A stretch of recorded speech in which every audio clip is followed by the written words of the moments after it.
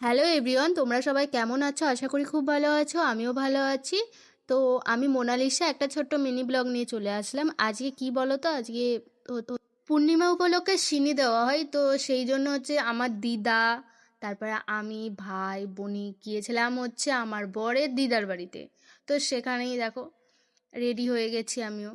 এবার হচ্ছে যে দেখো কি রান্না হচ্ছে, চলো দেখে নিই। মাসি এখানে রান্না করছে, ঘুগনিটা তৈরি করছে, আর এখানে বড় মাসি সব কিছু সাজিয়ে রেখেছে। তারপরে সিনিটা মাখছিল।